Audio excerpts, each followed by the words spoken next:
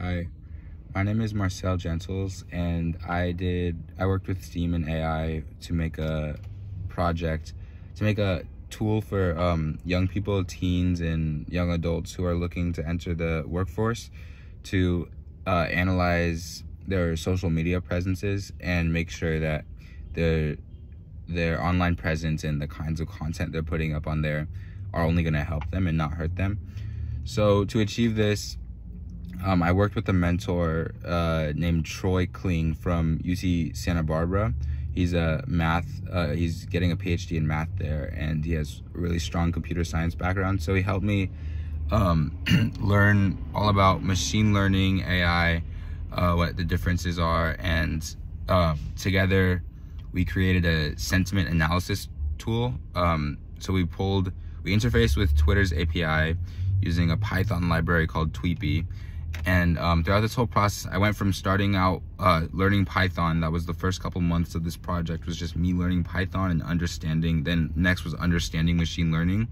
After that, I actually began to work on coding scripts, for example, first to pull tweets from Twitter to build a data set to work with. Then I learned about some different machine learning models and coded a training algorithm into them. So I was able to code enough where I could train these machine learning models and extract features from the tweets and learn all this cool machine learning stuff. And the end result was a tool where you could type in a username and specify some parameters like how many of your most recent tweets would you like to look at? Would you like to look at your retweets as well, and maybe your replies, all different kinds of little details about your Twitter. But using those parameters, it could return to you a list of your recent tweets, however many you specified, along with a link to each one, so you can click it and then take action if it needs to be looked over or deleted, or if you just want to see who's interacted with it.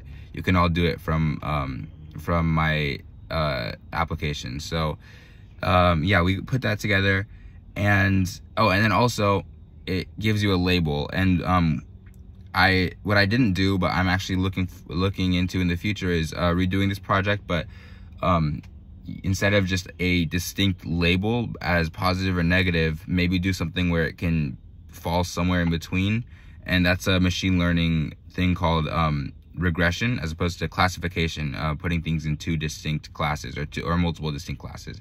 So I learned a lot during this project. Some of the harder lessons were that, especially when you're just busy and you have a lot of things going on in your life, you need to, if you're working on a big project like this, you need to pace yourself and make sure to chip away at the project little by little, instead of trying to do it in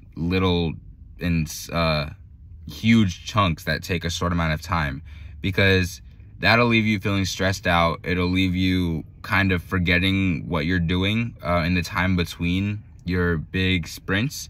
And beyond that, another thing I learned is that it's really important to leave documentation in your code. So you have to leave enough comments and things like that for you to understand, so for you to fix problems, but also for other people to understand what's going on with your code. Because the most powerful tool in this whole realm is collaboration. And when you leave clear comments about what your code is doing, other people can help you out and work with it just like they programmed it themselves.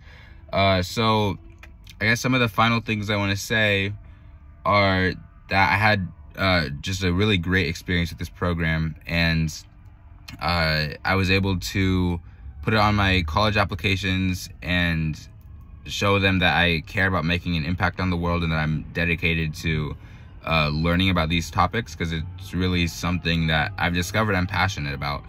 And yeah, so this has left me feeling like I want to continue doing this in the future, and I'm really looking forward to computer science. So thank you, Data Ethics for All.